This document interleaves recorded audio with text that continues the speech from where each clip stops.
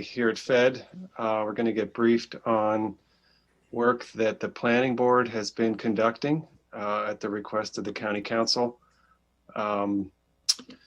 We have, as I think everybody knows, a history in the county of naming facilities after, perhaps people who were prominent at a particular era or people from a past, a particular past that the county wanted to elevate and shine a light on. And, on the one hand, there's sort of an organic history. A person who might have owned a farm got a street named after them because it was their property that the land was developed on. On the other hand, you have I think far more insidious history, which is, the county naming streets or other facilities after, for example, Confederate figures. And, there's some prominent examples of that. You see them when you're driving on Montrose Road, for example, the sign for, I think it's Jubal Early Court, or maybe it's, I think it's Jubal Early Court. Jubal Early was the general who marched down Georgia Avenue and attacked Washington. And, the county, as part of a history of trying to reconcile the conflict of the Civil War by, frankly, bringing white people back together and moving past the conflict for freedom and abolition that had motivated many people, but to find a reconciliation that set those issues aside and said it was just a struggle over autonomy and that's all it was, and we can all be friends again. That is kind of the political history of Maryland, I think, that reconciliation. It's written into the Constitution, frankly, and it's very problematic. So from a big perspective, I think there's a growing awareness of our state's history and our county's history. Our county has had a long history with slavery. The earliest residents were enslaved people. There have been communities of enslaved people and free Black people since the founding of the county. And we're seeking to tell the true story of the county and fix some of those historic wrongs, some of the ones that are most symbolically offensive. We recognize that they're symbols and it's a symbolic offensiveness, but it's important. It's an important part of who we are, the stories that we tell about ourselves. And, over the past year, a lot has changed. I had the chance to visit Richmond, Virginia, to see the community bringing down, or at least, making it unavoidable that it had to come down, the statue of Robert E. Lee. And, it's, of course, there's a tiny tinge of this is a public property, but it's hard not to see it as a joyous occasion. Finally, those edifices crumbling. And it's going to make that community a much more appealing place for everyone to visit, not to be confronted with the symbols of the Confederacy, which stands for racism and slavery. So trying to do the same thing here. We have a lot of residents who are offended by living in proximity to markers of inequality and slavery and the Confederacy. And they have asked us to change those streets. And for example, particularly the street names. And so the council, many council members, very interested in this. And we sent a letter to the planning board asking for a review of those public facilities. And we're going to get a briefing on what that review has found. And we're going to figure out a course of action. So I'll turn to my colleagues for their comments. Councilmember Jawanda, followed by Councilmember Friedson. And then we'll ask staff to walk through the packet, and then we'll get our presentation from Park and Planning. Councilmember Jawanda. Thank you, Councilmember Friedson. Thank you to Councilmember Friedson and Councilmember Reamer. I know Councilmember Friedson initiated this letter to the Planning Board, which we appreciated. I think everyone signed it, which is a testament to how important these issues are. I wanted to just underscore, I appreciate that intro, that, not only we're not unlike the rest of America, right? Where, to the victor goes the spoils, and the system of chattel slavery in this country and indiscrimination against not only enslaved Africans and their ancestors and those to follow, but Jewish Americans and Italian American, different people at different points in time, is a legacy that we're constantly dealing with. It's embedded in everything that we do, and of course it's reflected in what we memorialize and honor and the street signs we see on the road. And so it's appropriate that if we're going to be honest and take note and stock of our history and seek to change and have a new path forward where everyone has opportunity, that we look into this and understand the history, but then also change these names and street names and recognize a more balanced and appropriate view of history. I think it's also important to note that while we look into this and you're going to get this briefing and we're going to take action and do it in a very deliberative way, we also want to continue to address and ameliorate the conditions that underscored and bolstered this system of inequity that are still with us today. And some, memorialized in law, in policy, related to every issue we face: education, housing, healthcare, criminal justice system. We're still dealing with all of those things. It's one of the reasons we declared racism a public health crisis in this county, because it leads today to disparate outcomes and more death and lower quality of life for people of color in this country. And so I think we just want to tie that together, that this is not just some rote exercise. It is a part of our history and legacy that we're dealing with, trying to provide opportunity for everyone here in the county for them to live up to their God-given potential. And so let's go through this analysis.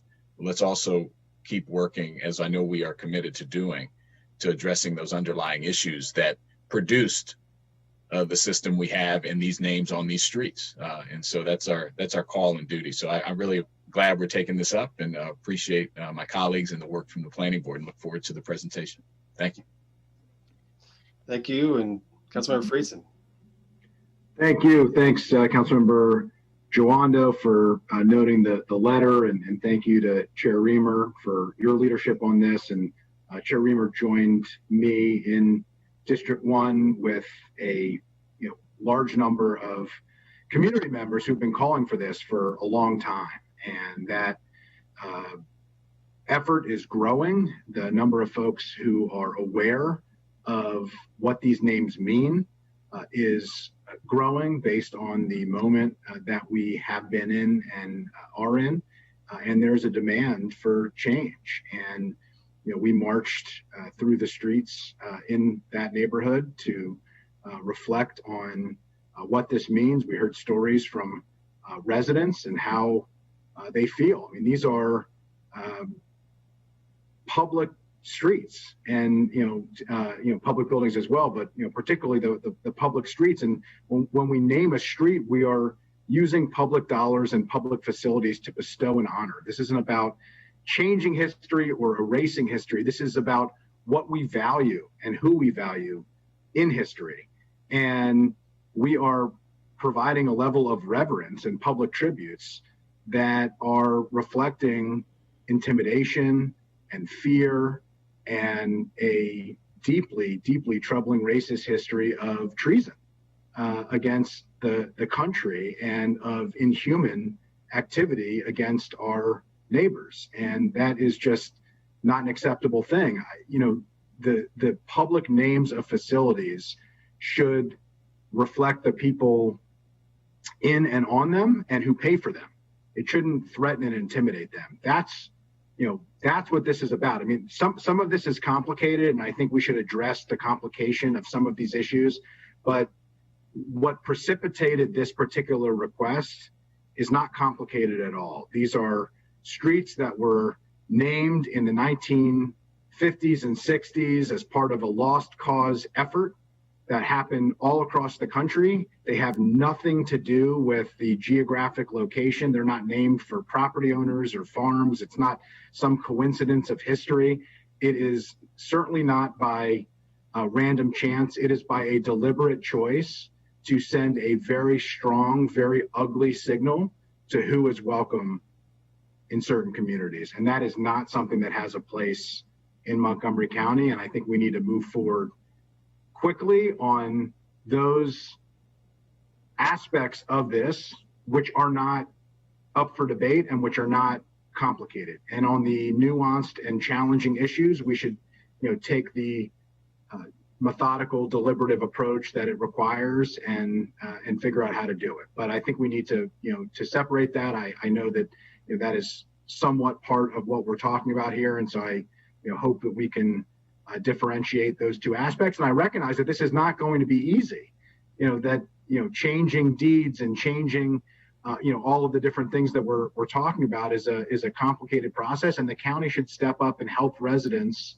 with the disruption and burden that we're placing. But the status quo here is completely unacceptable. We have to figure out how we're going to do it, and we need to do it very quickly. And the last thing that I will say, and Councilmember Jawando and Councilmember Reamer noted this, but as we talk about dismantling the structures of institutionalized racism, symbols matter too. And symbols normalize racism. And normalizing racism perpetuates racism. And so, I don't want to create a false equivalency of whether symbolic gestures and names are as important as, some of the deep policy issues that Councilmember Jawando noted. The answer isn't or, it's and.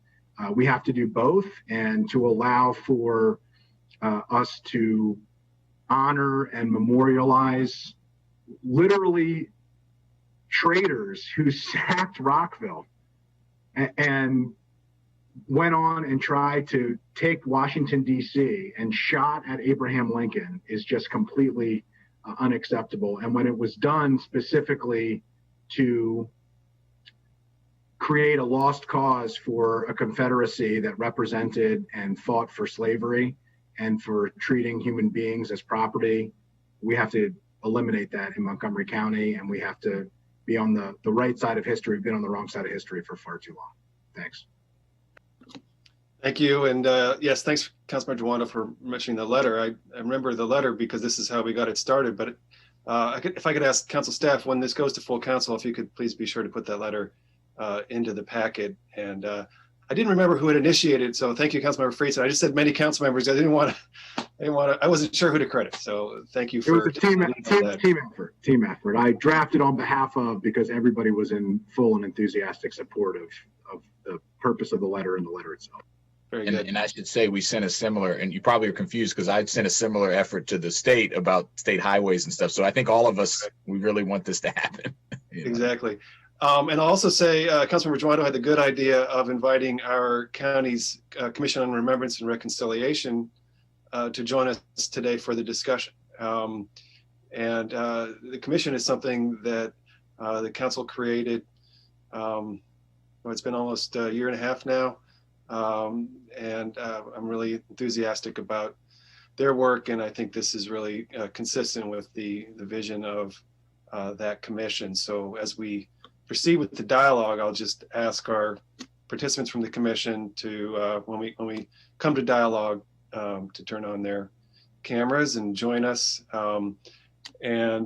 Since I don't know that everybody has my cell phone number to text me, usually we have, you text me when you want to speak. We'll try to do it a little bit more organically, and you can wave your hand when we get to that point. So, all right, Pam, would you like to tee up the packet, and then we'll go to planning for our discussion? Yes, good morning. I'm not going to spend a lot of time on the packet because it is a briefing, although, and so you will hear from Parks and Planning staff. They've got a visuals to show you, which I'll share from my screen, to walk you through some background, through their research, their methodology, their thinking, and some of their outcomes. And once we get through that, in the staff report, I did note a handful of sort of the things to me that rose to the top, highlights, as you will, from their presentation. I'm not going to go through those. They're in the report for people to read. I wanted to give anyone interested in the topic some context for what they might hear today. But they will cover that material in the briefing pretty much, so I'm not going to be repetitive and let them share that information. But what I will say is when we finish having the briefing and then having some dialogue, we should circle back before we finish the briefing session today, just to get the committee's thoughts on some things. This was framed as a briefing, but you, in your transmittal letter from the planning board chair, you've been asked to comment on their methodology and to comment on the next phases for the project. So I want to give the committee a chance to do that. So when we do present this to council, that can be in the staff report. And I will add that letter. I'm sorry I missed that. So with that, I'm done. I'll turn it over to planning, and I'm happy to share my screen for them. Why don't you do that? And Pam, you win the internet for your Zoom background today. Well, yeah, I had to move from our dining room prior to Thanksgiving, so I came into my son's room because he's not at home at this time. And yeah, this is my best friend. He typically won't leave my side. So very good. Okay. All right. Good. Planning. So if we could get the PowerPoint up, well, I just introduced this. I hope that, and I don't just hope, I'm sure that you will find that the work that's been done by the Parks, Historic and Cultural Resources staff, as well as planning department's historic preservation staff, has been really impressive in a very short period of time. They have worked through in a very rigorous way a lot of historical material that's really never been analyzed before. And I'm really proud of all the work they've done. I think it highlights really the excellence that we have across both departments, particularly in those functional areas. But I think that, as you'll see, that's really, even though they've done a lot of work, a lot of very good work, they've really just begun to scratch the surface of some of the issues that are raised by the questions that you posed to us in your letter from this summer. And so I think, as Pam said, we want to get into a discussion with you because we really need some guidance as to your expectations and the value judgments that you would place to, we've made some suggestions about how to categorize certain types of people and certain types of situations that led streets or public facilities, including parks, to be named after people with various who are in these different categories that we identified. But we really need your guidance because ultimately the planning board is going to be asked to make decisions about renaming your specific park facilities, and also to mediate potential disputes among neighbors about whether streets should be renamed. And if without some guidance from you about your expectations and value judgments, we'll be really left to on our own to try to make those judgments. And I think that it's really not appropriate. Those are the kinds of value judgments that really should be directed, at least at a high level, by elected officials, because that's your role, and we respect that. Can we see the next slide? If we could make this full screen, Pam, that would be, get a little more real estate there. Yeah, that would be great. So if we could advance the slide, that would be great. Yeah, so as you know, this is the council request from June. And initially, I'd really hoped we could get you some recommendations in 30, 60, 90 days. But as we got into the project, we realized it was more complex than we'd even imagined. Next slide. In the interim, my counterpart in Prince George's County, Betty Hewlett, and I drafted a resolution which was approved by the full commission on expressing the commission's solidarity with the movement to end injustice and violence against African Americans, and to state that we believe that Black Lives Do Matter. Next slide.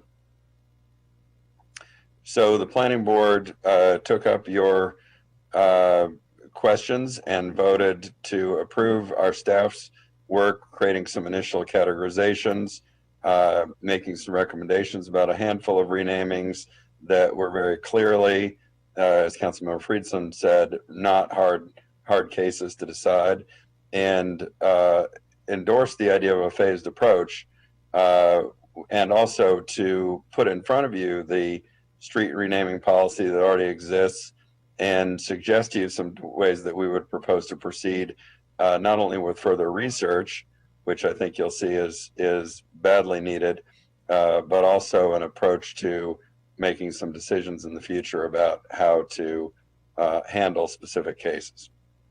And with that, I will turn it over to our staff. I should mention this, that council staff had suggested a slightly different approach than what our two departments had considered, and we generally think that's a very helpful suggestion.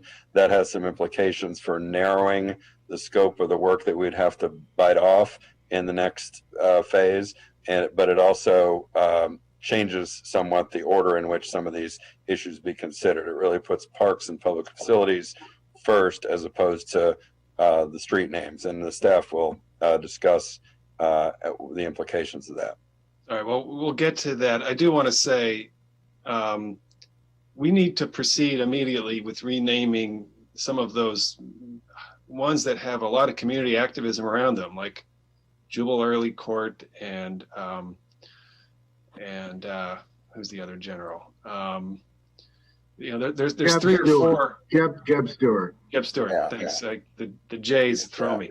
And I mean, those were the basis for the letter. I mean, exactly. The idea of the letter is not exclusively to pinpoint, but right. It was not to allow those to be caught up in a broader morass. I think, again, it's not or, it's and. We can do what we know we want to do and move forward immediately, and do the more comprehensive, more deliberative, methodical work that is required, because some of this is more complicated than others.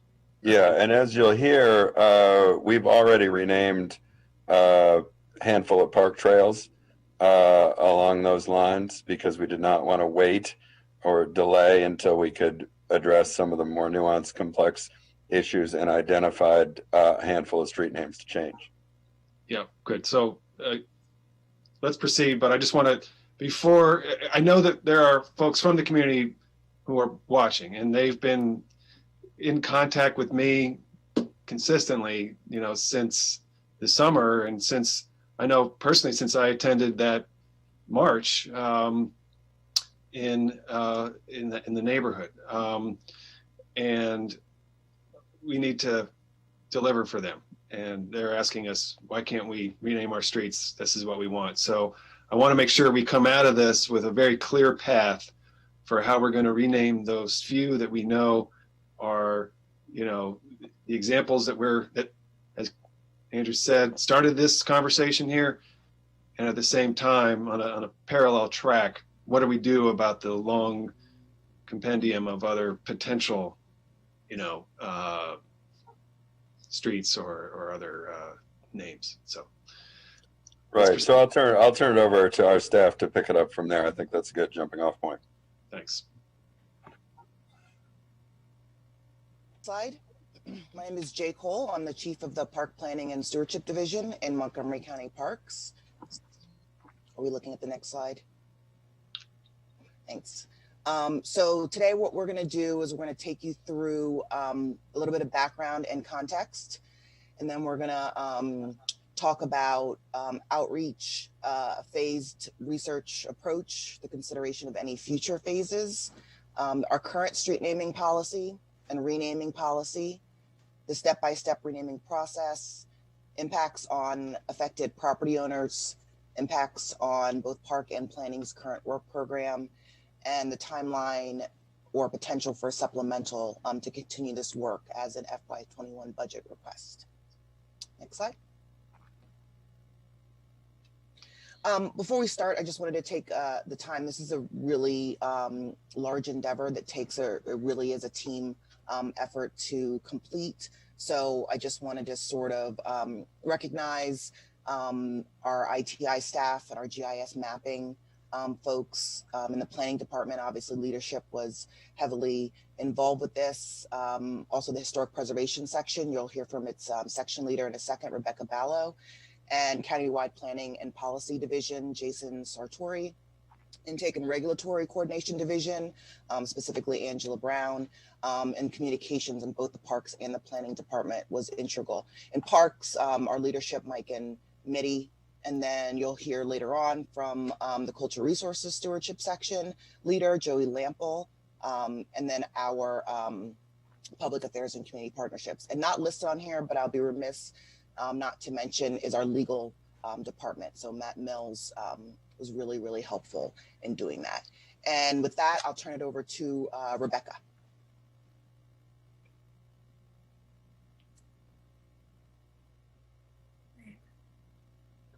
Next slide, please.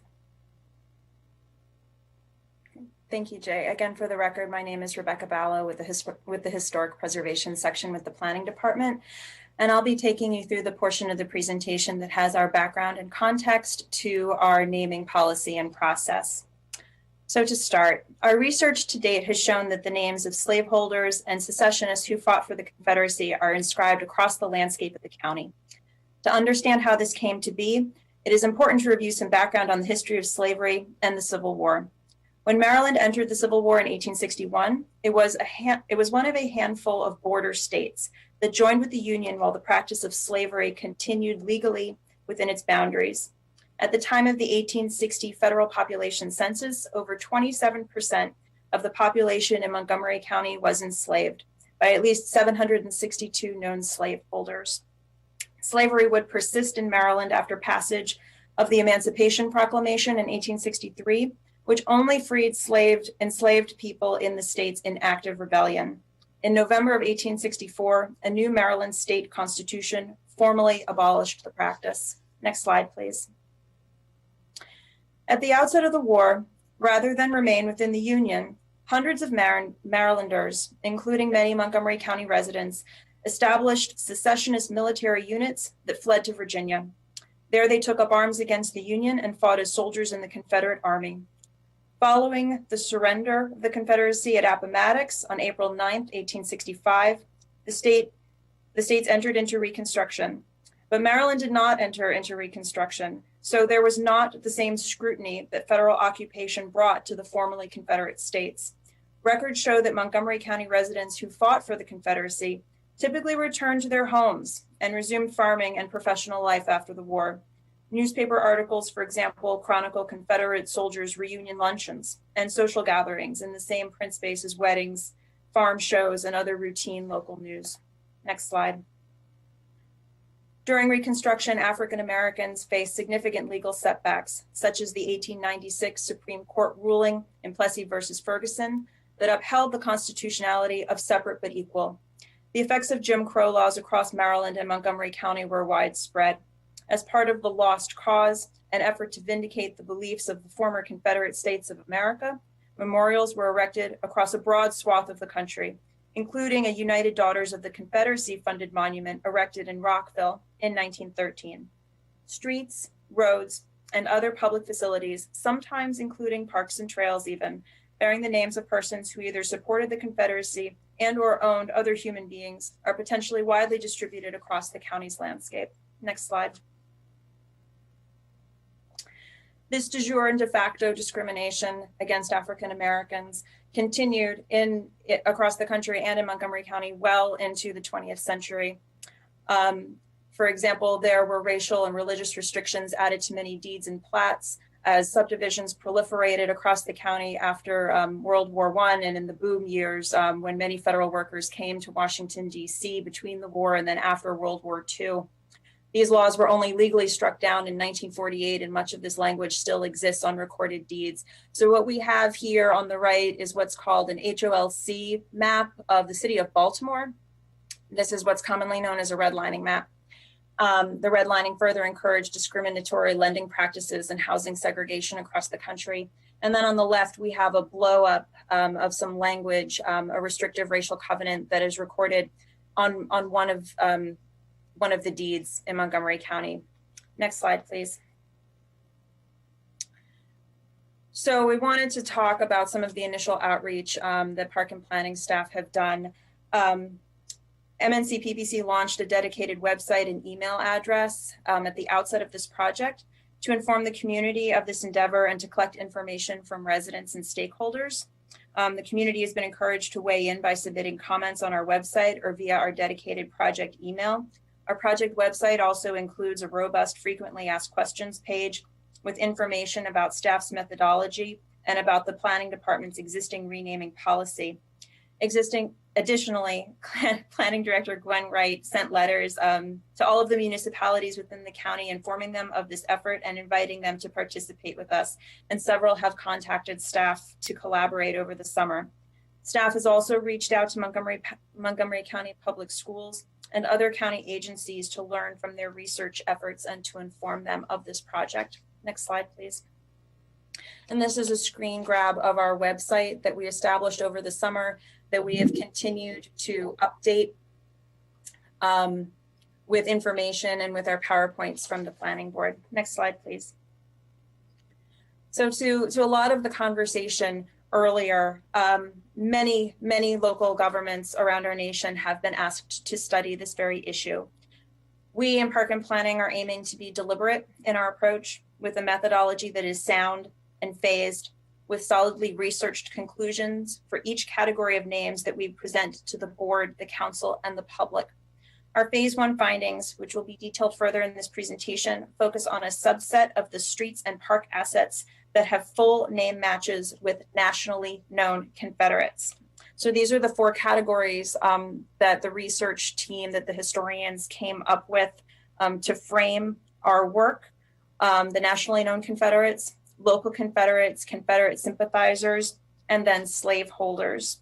The research team focused on the period of the 1790s to the 1860s because we felt, at least for this initial phase, that could most directly answer the council's questions about who were the Confederates and then who were the slaveholders. The post-Civil War history and 20th century figures have not been considered yet, except for a list of Confederate sympathizers. It's important to note too that our parameters had to consider COVID research restrictions. The Maryland State Archives have been closed. We were restricted to only those materials that were available to us online. And of course, there are certainly others who do not reflect Montgomery County's values, but these individuals can be further identified by the council if desired. Next slide, please. So this just gives you a list of the primary and secondary source materials that the historians and the research team were able to access during the course of our studies. Again, some information from the Maryland State Archives, and most importantly, also the tax assessment records from the 1790s to the 1860s. Next slide, please. And these are some screen grabs to show you what it is that we were working with online. This slide shows examples of the digitally available primary source documentation, including the 1890s Union Veterans Census on the left, and the muster roll for the 11th Virginia Cavalry, which is located in the center. And on the right is a Confederate veterans grave marker and notice of a Confederate veterans meeting dating from the 1890s that appeared in the local paper. Next slide, please. And these are screen grabs and records from the Maryland State Archives Legacy of Slavery in Maryland archive that is available online. Next slide, please. So we took all of this information and created a preliminary database of names of individuals. The research team was able to identify 709 known Confederates documented to be so, including 269 residents of Montgomery County, and then an additional 440 senior officers of the Confederate Army. And in addition, Rebecca, I just want to understand at this point. So you're saying this is the database that you then match the street names against? Or this is the list of known Confederates with something named for them in the county? This is the database of names that we matched all of the street names against this. Okay. That's what I thought. Okay, great. Yep. Please continue. Okay. We also identified. I was sort of surprised you had to create that. I would have thought that such a database would have been in existence already, but it sounds like you had to create something.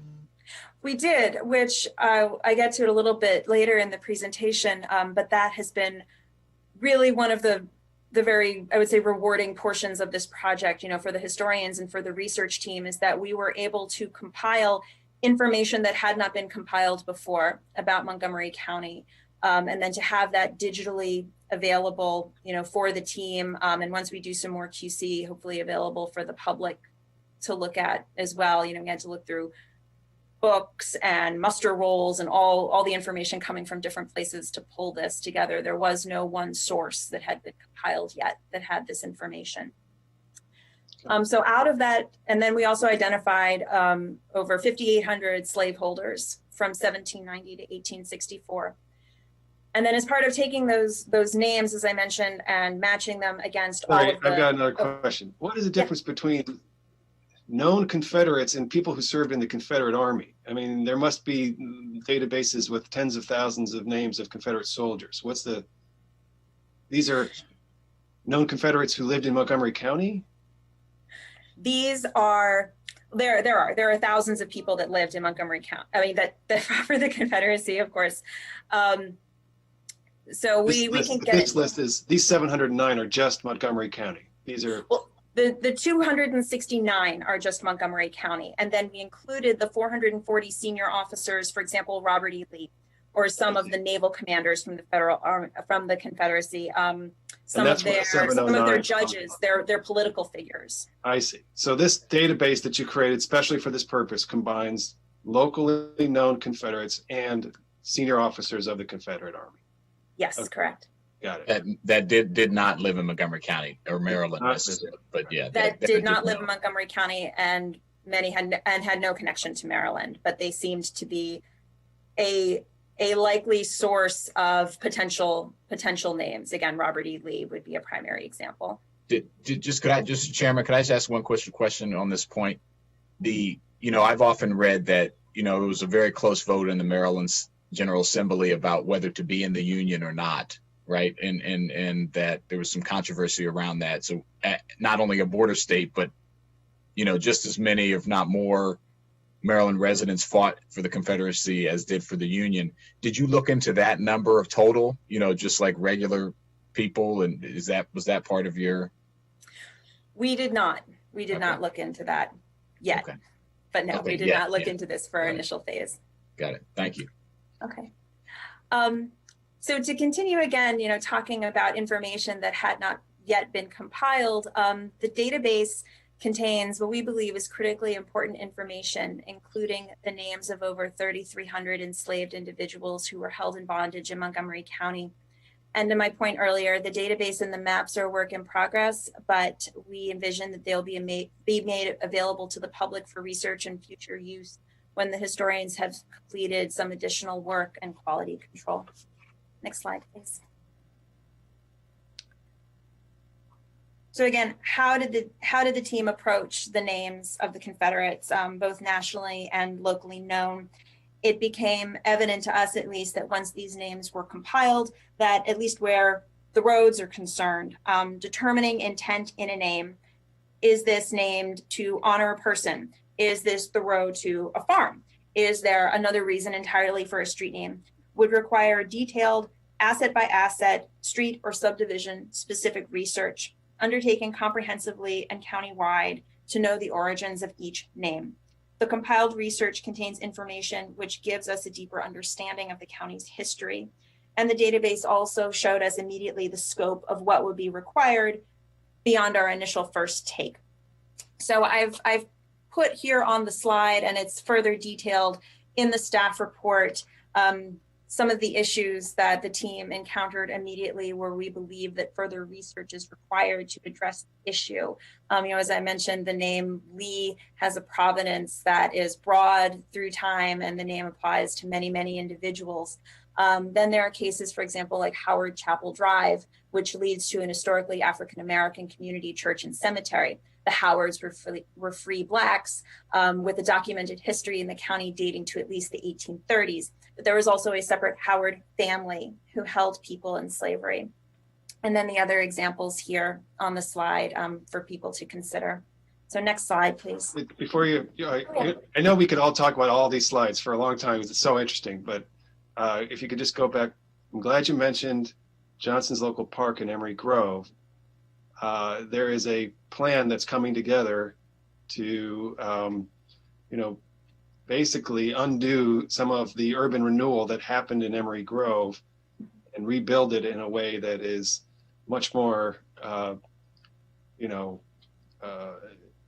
true to the history of the community. And I think we'll be hearing about that because it may require some kind of master plan or amendment. But I love that you mentioned the illuminated baseball field. I understand that was maybe the only lighted baseball field for the Black Baseball League. That's what I was told. And so it was sort of the home of the baseball, the Negro leagues, or so to speak, for the county. And I'd like to know more about it. And as this proposal moves forward, I think there's something interesting here that parks might think to do to bring that history back forward and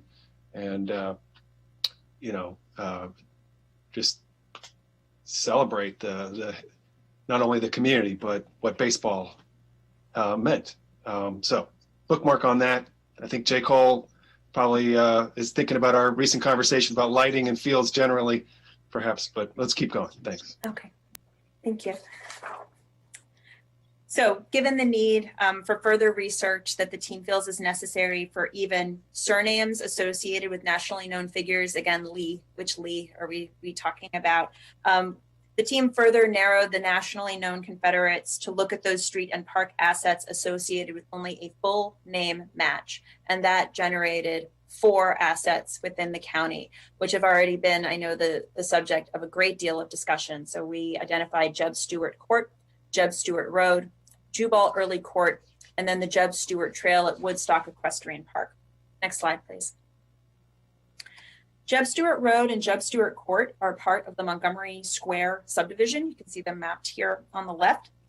This subdivision was platted in 1964 by the Old Farm Real Estate Corporation. Jubal Early Court, just to the south of Montrose Road, is part of the Regent Park subdivision, first platted in 1958. Interestingly, the road was originally named Carousel Lane when it was platted, but the land was purchased by the Old Farm Real Estate Corporation in 1960. And in 1964, the name Jubal Early Court was used. All 3 roads, therefore, appear to have been chosen by the Old Farm Real Estate Corporation, which was formed in part by the Kettler brothers, developers of Montgomery Village. And on these 3 streets, there are 65 addressed households that have been identified. Okay, now I know we're going to invite our Commission on Reconciliation to comment later, but I can't just, I think we all want to say this right now. At this point in time, covenants may have been illegal. And so the way to project that this was a community for whites was through these kinds of markers. And that's really what this achieved. I don't know that anyway, that's why it's there. That's why it's there. Councilmember Friedson. Yeah, exactly. Again, no connection whatsoever to anything related to these figures. Jubal Early specifically was not only somebody who was a traitor and literally took up arms against Montgomery County and the country, but was a leading voice in the Lost Cause movement. That's the reason why, he is being glorified here. And, right.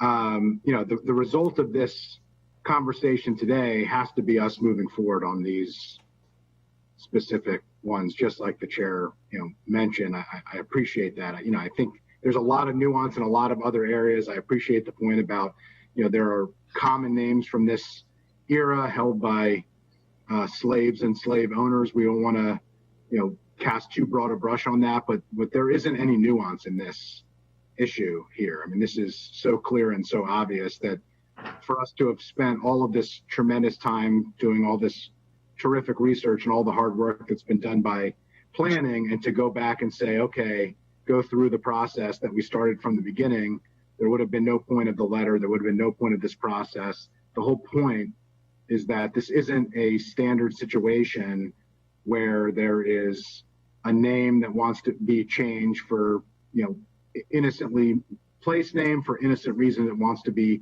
changed for whatever different reason. This wasn't Carousel that was named to Park Lane and wants to be changed back to Carousel to honor the history of Carousel Lane. This is, a act of racism to terrorize people, and it should be undone as quickly as we possibly can, and we can't let it fall into the bureaucratic morass of the process that can take years if it ever happens at all. And this is the Whites Ford Way that you had mentioned. I actually hadn't seen that on the map. So this is a celebration of the Whites Ford path that the Confederate Army took across the Potomac River. Is that what this is, Rebecca? The Whites Ford Way there? Well, I can see that the street is named Whites Ford Way. I don't know if that dates to the original platting of the subdivision. We didn't look into that name, so I'm sorry I couldn't answer your question. Okay. It's possible that this was named in the subdivision, and it connects Jeb Stuart and Jubal Early with Whites Ford Way, which was the path that the Confederate Army took across, I think. It was famously where Robert E. Lee first crossed over the Potomac River to head into Union territory, and was a strategic location used by the Confederates to take aggressive actions north. All right. Like I said, this could enjoyably take all day. Let's keep going. Okay. Next slide, please. So now you will recall that beyond phase one, our database contains these names and categories. And I've explained the issues associated with quality control and research we believe is necessary to confirm the intent of linking a given name to an asset. Phase two and future phases could include names in these groupings if the council so directs. Next slide, please. Sorry, just hold that. Go back to phase one. I want to see it. So phase two and future phases, as planning board directs, include in those groupings. Okay, and the phase one is the one that you just mentioned. It's those nationally known, and there's only four. You find 4 of those. 4 nationally known with full name matches, first and last names, yes. Okay. But you're not counting municipalities in that? No, the database was county-wide. So we did. So we did look county-wide. For example, Tacoma Park has Lee Street, which is next to Grant Street. Yes. It's pretty inevitable that is named after Robert E. Lee, but you don't include that in your phase one.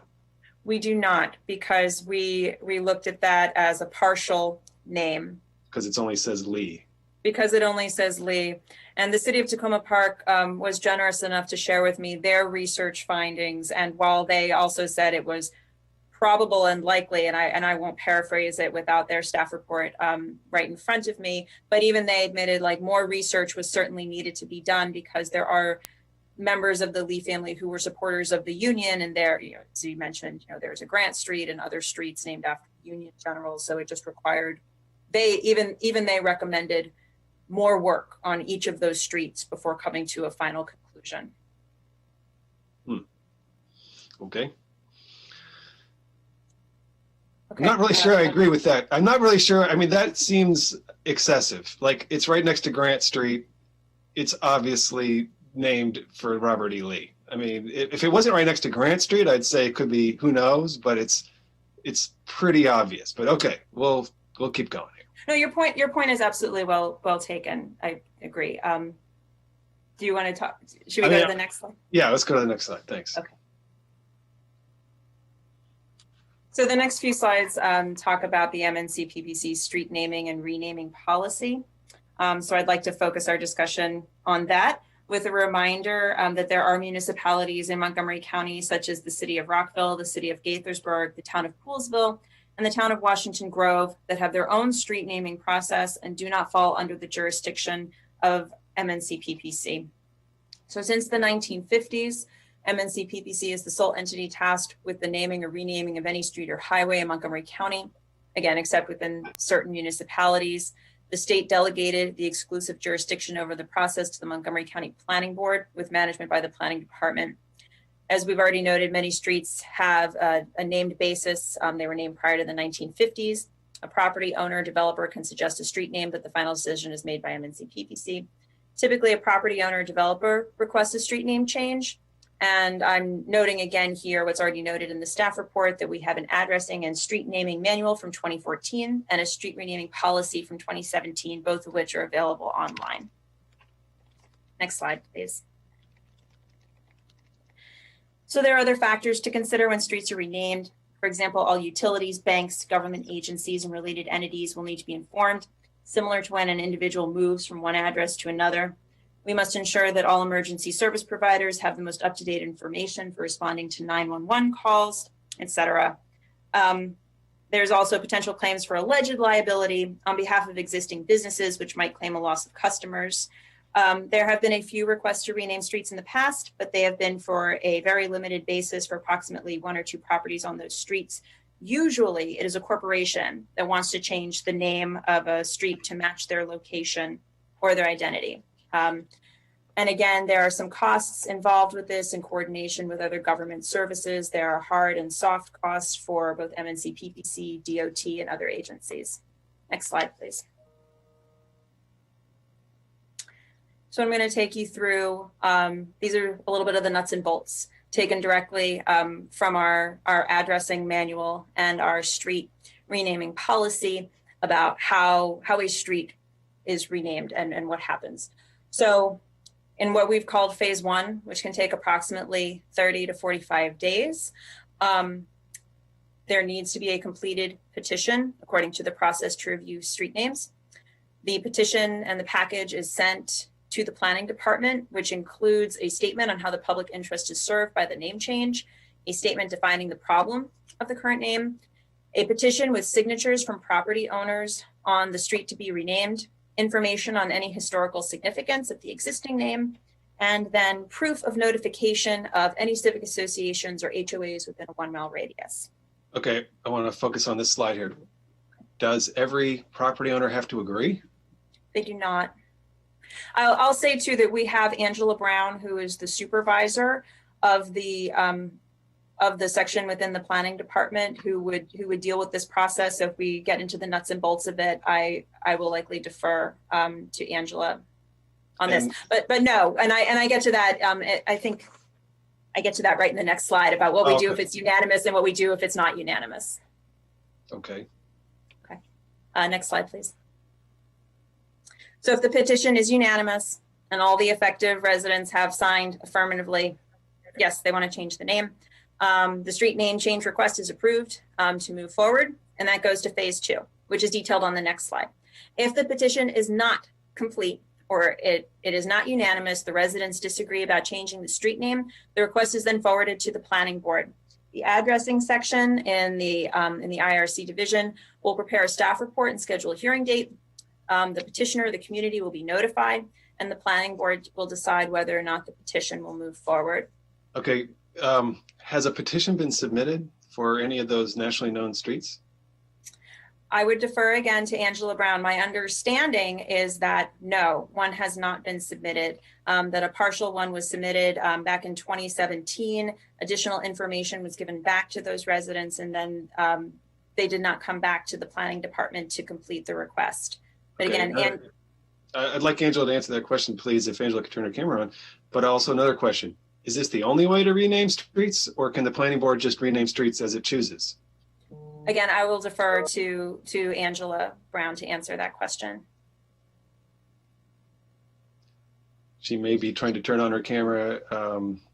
We'll ask our IT staff if they're. She has permission to turn on camera and mic if she would like. Hello, Ms. Brown. Welcome. You're muted.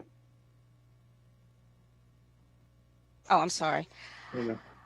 You have to excuse me. I had an emergency this morning, so I'm watching a Oh, I'm sorry. 2-year-old. In case you happen to hear a 2-year-old. Okay, I'm sorry. The 2-year-old is welcome to the conversation.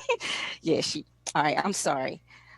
Where was I? I'm Angela Brown, supervisor of the IRC, which is intake and regulatory coordination. I do the information addressing and final on the permitting side. So yes, in 2017, a gentleman asked how he could change the name of, I have it right here, Jeb Stewart. That's how we ended up coming up with this process, because we had a manual in 2014, but we did not create this process because it had never come to us before until the gentleman asked in October of 2017. Gotcha. So therefore we came up with this process, presented it to him, but he never came back to finalize it. So we've never actually gone through this entire process at all. Understood. Now, we have additional information that our legal staff would like to provide about okay. our ability. Yes, we could use some legal opinions here. Just to be, to bury the lead here, not bury the lead. If we can rename these just by taking action at the board, we should do that. We don't need to wait for petitions to come in. Right. Petitions is available. And at this point, you're absolutely right. We just did that because it was the first time it ever came up. But now that we're at this fork in the road, if we feel that it's necessary, we don't have to ask anyone's permission. Okay. We can just do it. Yes. Okay. So Ms. Brown has said, we can do it. We have the authority. Who has the authority? Is that the planning board or is that the county council? I will refer to Matt Mills, our legal staff. Okay. Councilmember Reamer, can you hear me? I can. Thank you. Okay, thank you very much. This is Matthew Mills. I'm senior counsel to the planning board. Under state law, the planning board is the exclusive authority in the regional district for street naming, as you probably know. And under our processes and under pursuant to that state law in the land use article, the planning board may do it on its own initiative. We do not need to wait for a petition. Okay. So if we receive, if that would be, ideally we would receive some sort of direction from the council. So, we're effectuating the policy that you set. But that is our bailiwick. I think the council would be glad to provide that direction. I thought the letter was the direction. I think we thought we were doing that, but we can put a point on it. I think that's fine. I meant, I'm sorry. Yes, the letter most assuredly was direction. I meant with respect to any specific streets or facilities. But yes, just to make it clear, yes, we are able to do that. Great. So we'll get you for the record, a letter in the next, couple days that will say, please rename these certain streets. And, I think this is a call for phase one. You've provided those. I do think we need you to look at the White's Ford piece in that subdivision. However, let's continue here. I think we need to have a conversation about phase one. We have the obvious candidates. You've identified them, and we want to proceed quickly. So that was helpful. That was clarifying. Thank you. All right. By the way, could I just mention, we agree with that, but that also brings to a head the question of how we're going to address things like cost to residents. Could I suggest, Mr. Chair? I think what we need here is to move forward, a plan for what the impacts are and what the process is going to be to move forward on phase one. We could analyze this till we're blue in the face. The letter was sent over on June 15th. I appreciate all the work and deliberative action that the planning staff and planning board have taken up to this point.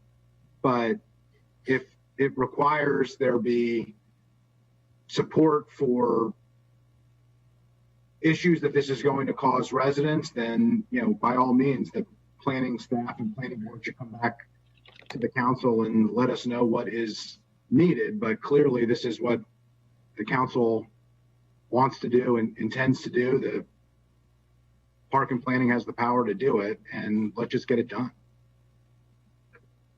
And we have analyzed the impact and the costs, and we can lay that out for you, but we agree that we should move forward on these 3 streets as soon as possible. You will hear that we've already moved forward on one park facility, which was easy for us to handle, but we agree that we need to move forward on these 3 streets. There is a small cost implication, and we want to lay that out for you. Okay, tell us what it is. Let's proceed with this presentation. Thank you. Okay, next slide, please. We're almost there, I promise. Can we go to the next slide? It'll say phase 2 at the top. There we go. So once an address change or a renaming has been approved, then these are the administrative steps that need to occur in terms of coordination with other county agencies, the post office, DOT, and everything that needs to happen for change of address forms for property owners to complete the name change. So again, this is all the administrative side of it. Once everything has been approved, it takes approximately 9 Okay, let's hold here for a sec. So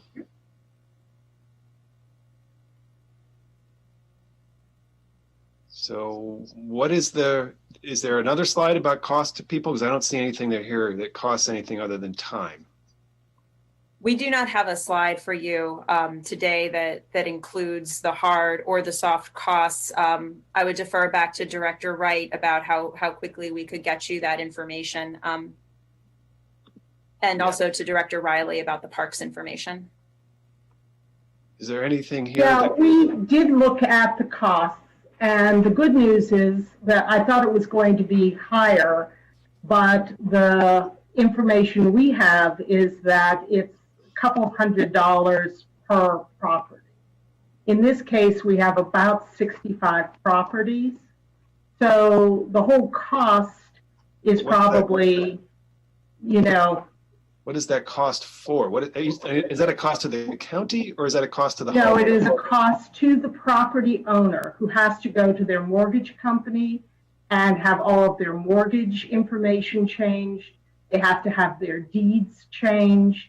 They have to, of course, do the simple things like having their utility bills changed and, other kinds of addressing. But the thing that actually has a little bit of cost associated with it is going in and having the land records re-recorded with the new addresses.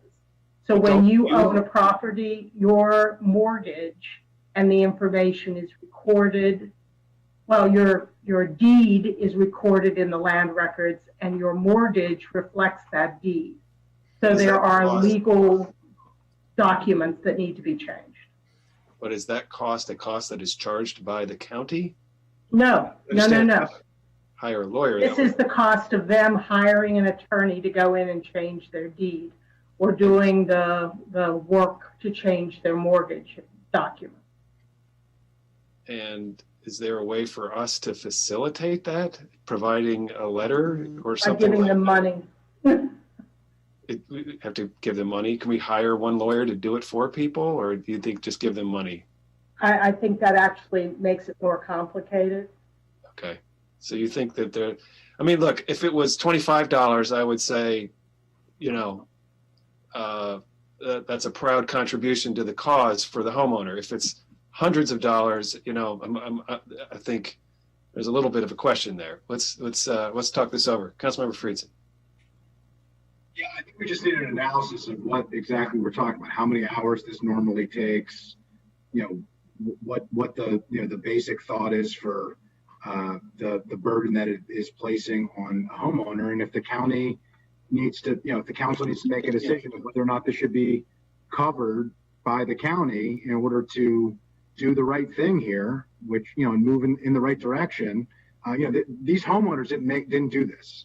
they shouldn't be burdened or penalized either, but we shouldn't stop doing the right thing because it has a cost or because it is a slight inconvenience for folks. So let's just figure out what the burdens are, figure out what the bureaucracy is.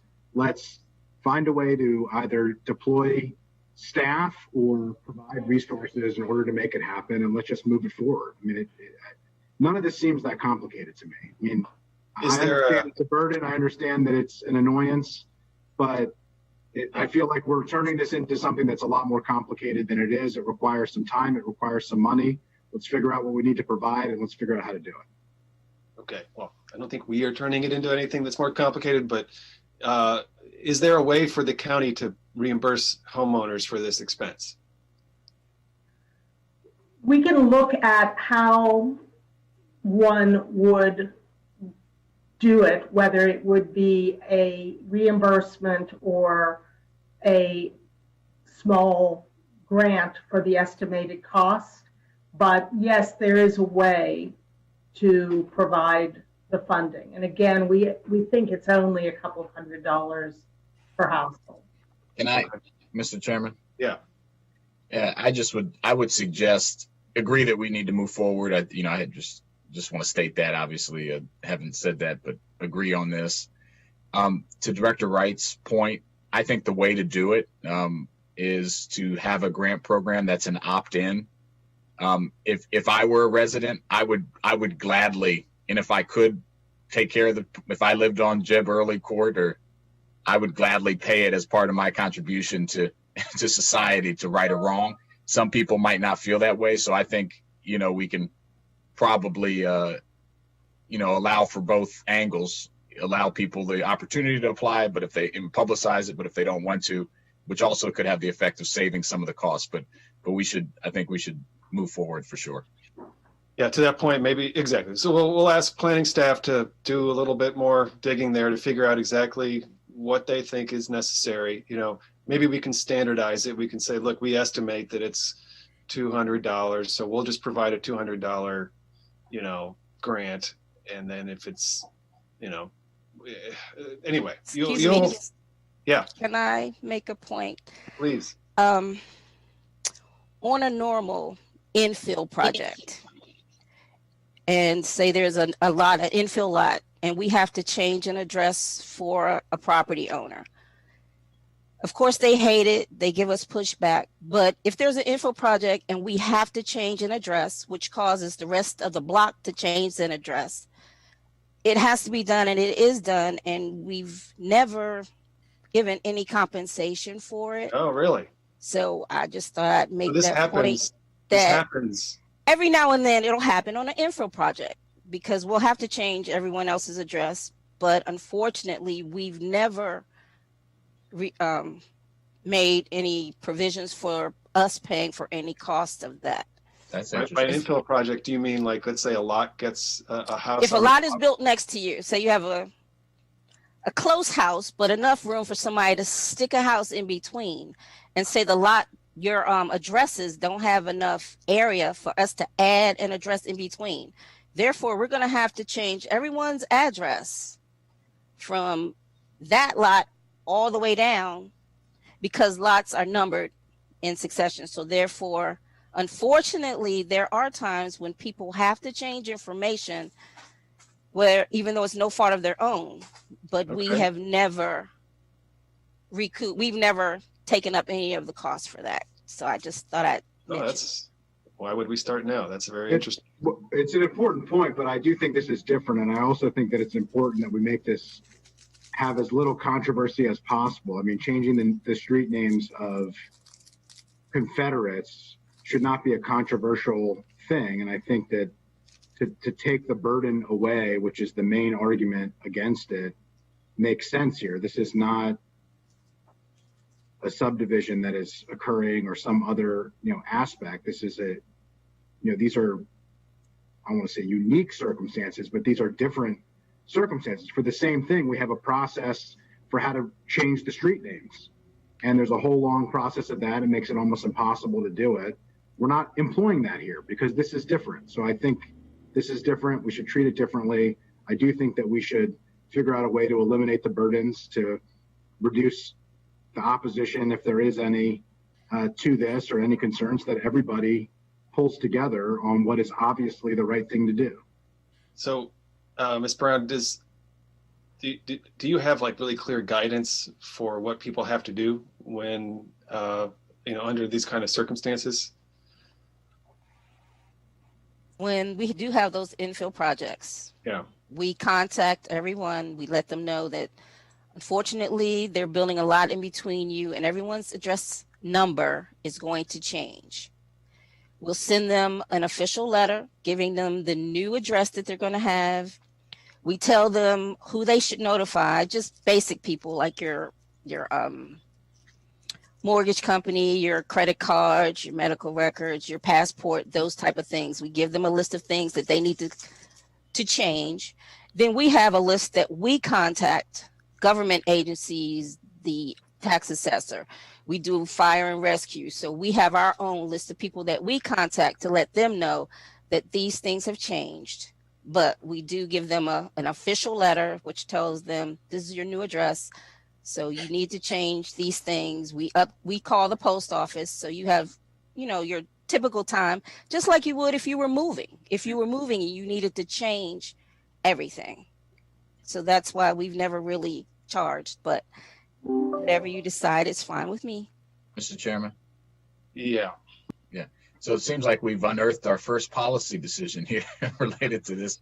Our second policy decision, we need to change the name. We all agree on that. But I would, look, I could go either way. I think at a minimum, you do an opt-in grant program that at least allays some of the trouble and addresses Councilmember Friedson's point. I certainly would be fine just saying this is a public policy of the county, we're changing it, and you have to deal with it. But I think it would be a nicer thing to do the opt-in grant program. All right. I agree, it should be opt-in too. I mean, I think anybody should have the choice not to take it up, but I think we could mitigate the concerns and move everybody in the same direction. All right. Sounds like we have a committee position. So could I just suggest we could go forward with the renamings that are in this phase 1, and then we could simultaneously work with you to figure out a way to administer. Maybe it's not the planning department or parks department, maybe it's some other entity of county government, a way to administer some kind of reimbursement mechanism. Yep. Great. All right, let's keep moving. Rebecca. Sorry, I froze up a bit. Okay, next slide, please. So then how is a new name chosen once it has been determined that a street is going to be renamed? The community can suggest alternative street names, which will be reviewed for compliance with our address and street naming manual. A decision regarding the street name will fall to the manager of the addressing section. Community suggestions will be strongly considered as long as they meet the best practices detailed again in the manual. The community petitioner will be notified of the new street name, and the timeline for executing the name and address change will be relayed. And then the next slide gets into this really specifically. So next slide, please. So the manual goes through not only the history of how properties are addressed in Montgomery County as an extension of the street grid from the capital city of Washington, D.C., but also talks about how new names are chosen for public safety and for other reasons. So the manual is very specific that street names deemed offensive will not be approved. You cannot duplicate an existing street. So you don't want to have 12 Maple Avenues near the town of Brookville, for example. And names cannot be phonetically similar. So you can't have Parakeet Court and Parkheat Court. Again, that is for emergency services. When you make a 911 call, the street name needs to be really clear. So okay. Yes. This is the other half of the coin. I've been so excited to get rid of the bad names. I've forgotten how are you going to create the good names. So if the planning board is going to proceed with this, you'll need to have those names. I mean, I think preferably you would take action at the same time. You know, you'd say we're replacing Jubal Early Court with. So how would that happen? You've got to solicit some community input, I think, for potential names and add your own, you know, to the mix as well, right? Mm-hmm. Yeah, we have a process for getting suggestions for street names, and Angela Brown is very familiar with that process. You know, I think in this instance, we'll certainly hear from the community. We've been engaged with them. There's also, interestingly enough, the idea of these streets had some previous names, you know, Carousel. Maybe we go back to the previous name, but we have to see if there's anything else in the county subsequently that's been named Carousel. So there are some steps we have to go through.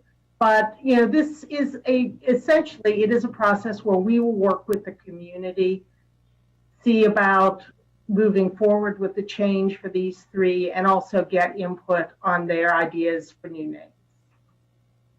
Okay.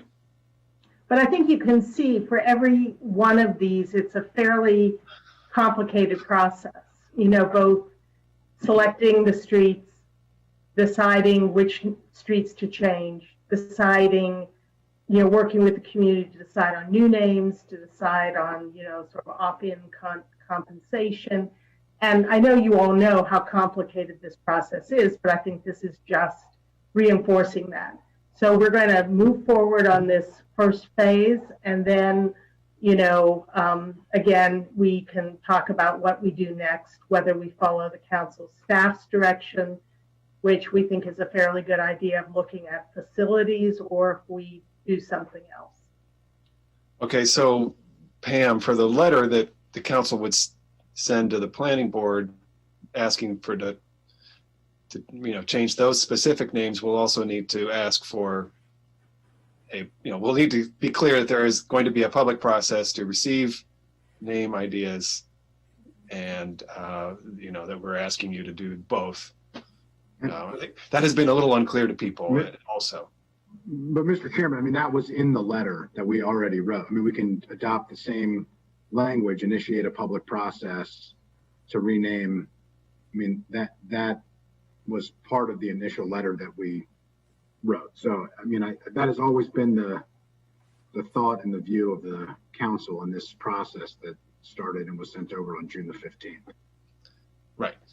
I think the difference is we're now talking about specific streets that we're renaming. So, yeah, I think we're just looking for your agreement that we should move on this first phase, which it sounds like we absolutely have, and that we then should, again, per council staff suggestion, which we thought was a good idea, maybe move to a second phase where we look more intensively at publicly owned facilities.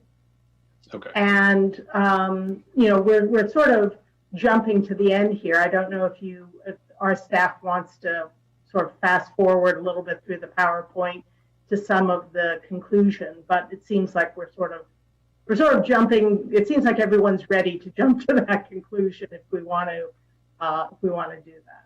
We should talk about what we've done with parks, though, because that's one where immediate action has been taken. Okay.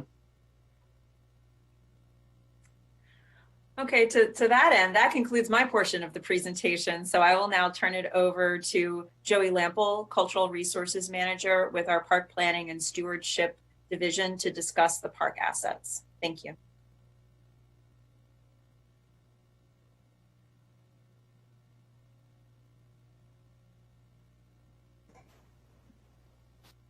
Oh, we had you, then we lost you. Joey.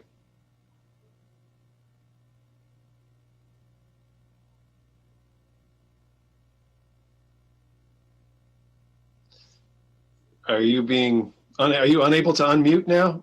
Okay, IT, we need to allow Joey Lample to unmute. I have requested that she unmute a few times. If you're having issues, please let me know if you're not getting the notification, Joey. It's probably in your layers of opens, you know. There you go, you're on. Can you hear me now? I can hear you now. Yeah, sorry, I kept pressing the microphone, but it wasn't working. So for the record, Joey Lample, Cultural Resources Manager with Montgomery Parks. And moving to the park side after this conversation, this is in this aspect easier than the streets. So what you see on the left is the Jeb Stuart Trail. Do you have the slide? Next slide, please, actually. What you see is the Jeb Stuart Trail on the western or Greenberg side of Woodstock Equestrian Park in Dickerson.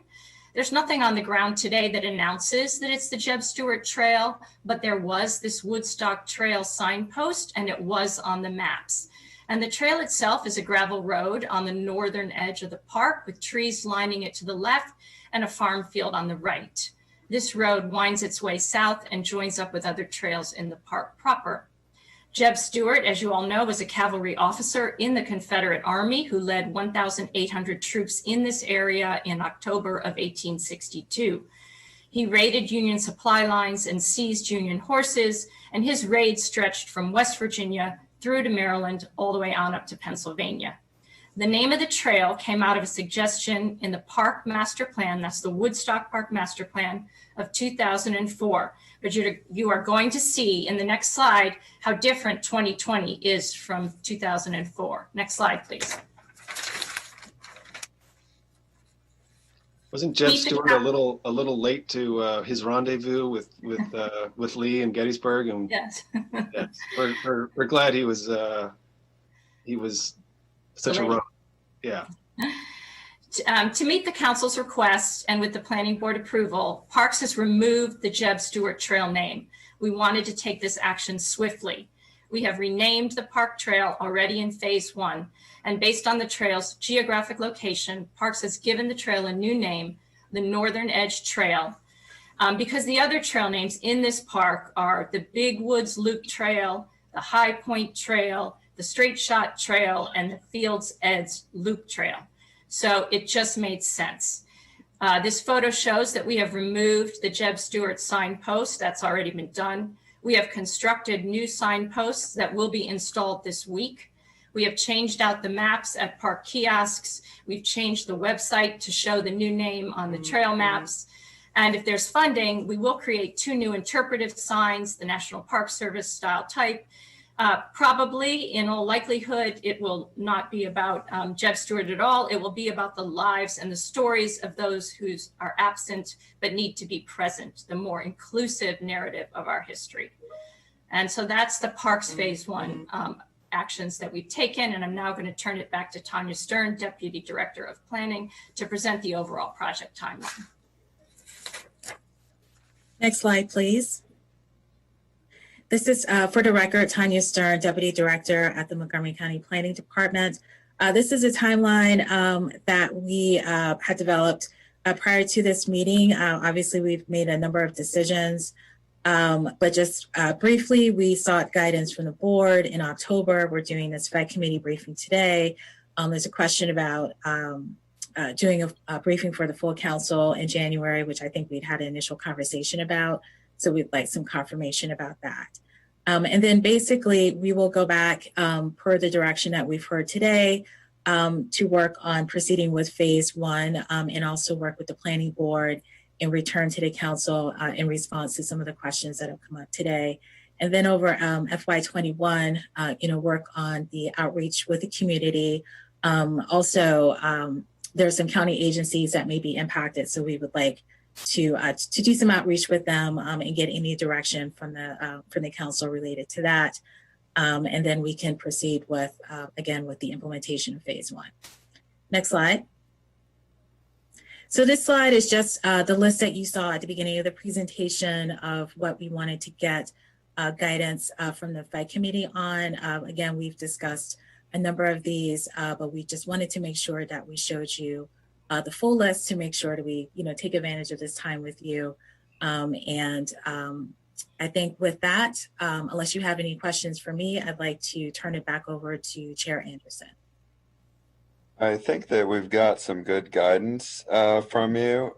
What I've heard, I think we've heard, is that you approve moving forward with phase 1, and that we will come back to you with further refinement on future phases.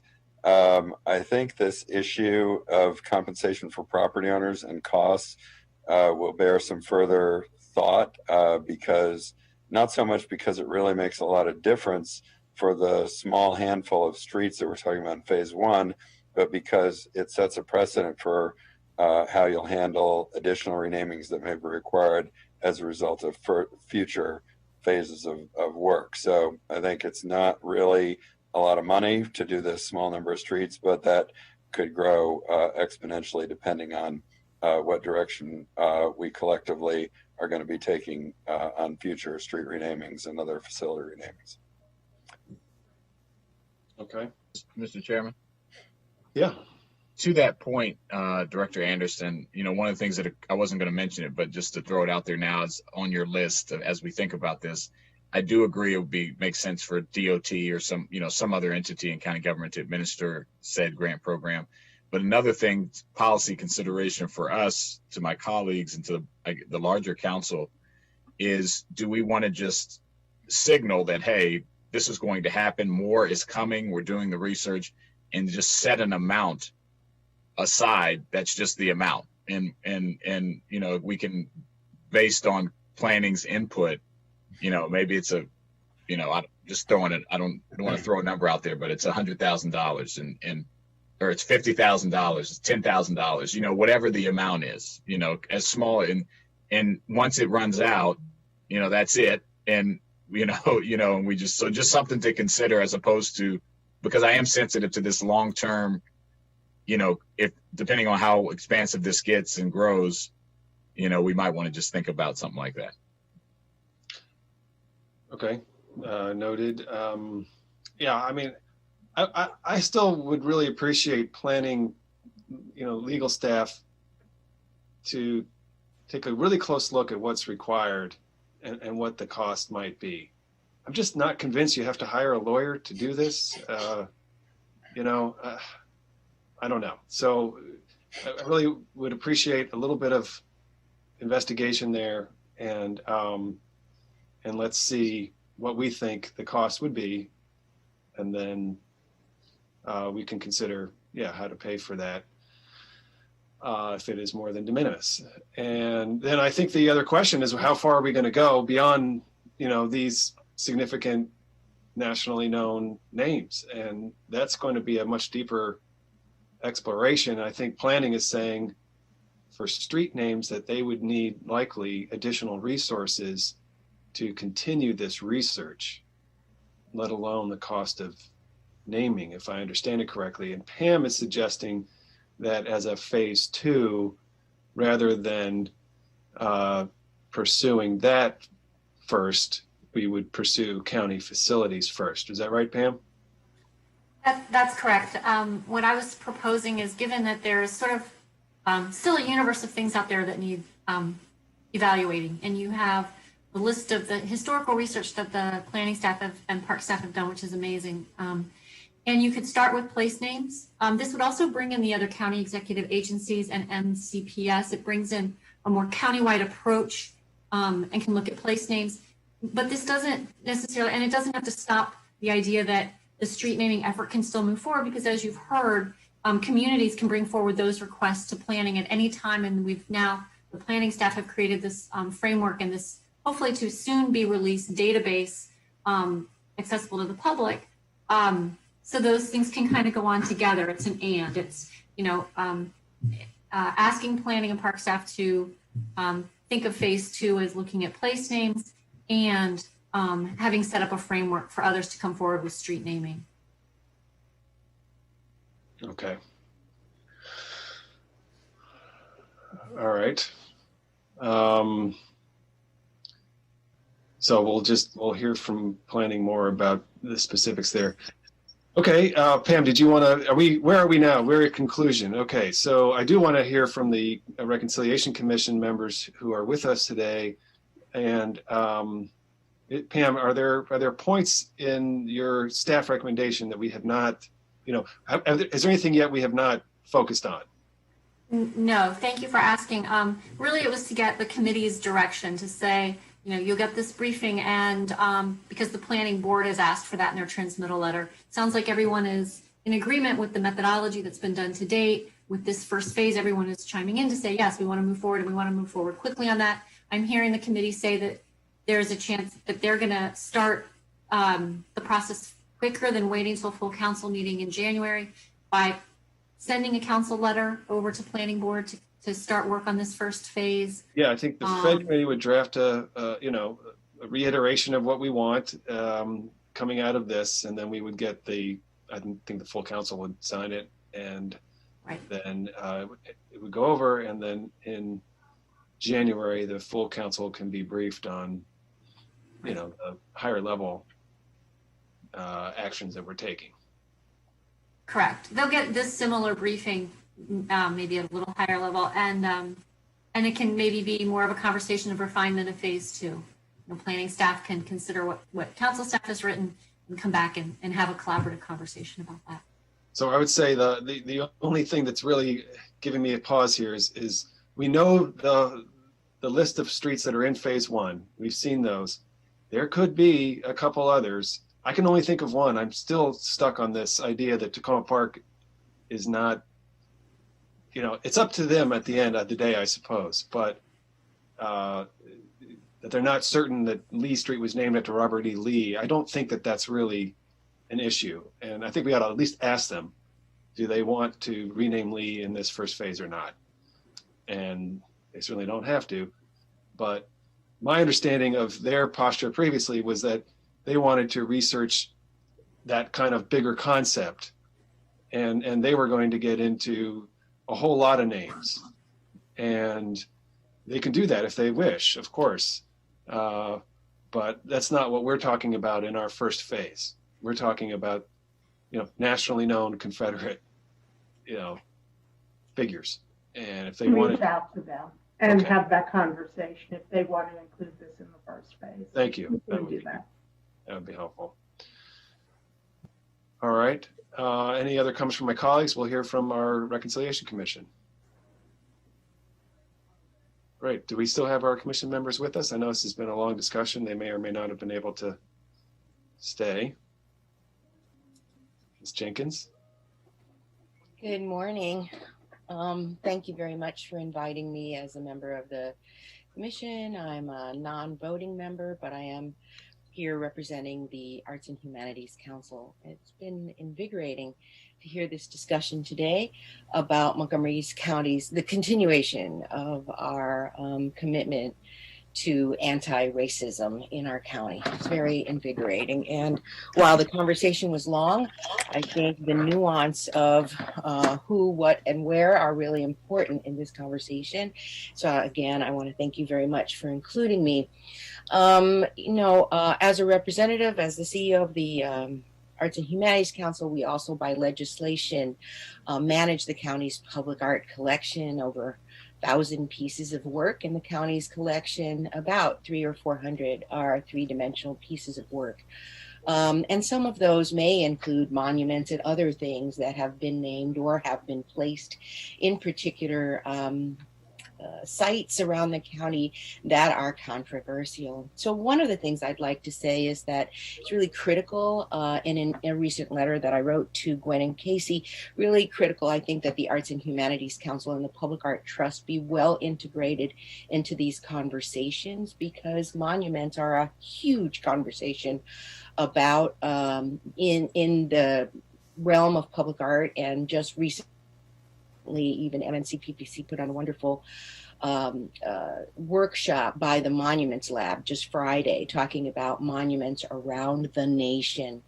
This idea that the approach is premised on 4 interconnected strategies, cultivating networks of practitioners by distributing resources and building capacity with those who are producing the next generation of monuments, advocating for anti-racist, decolonial, feminist, queer, working class, ecological, and other social justice perspectives to inform understandings of the monuments, because it's not just simply renaming the street or taking down the monument.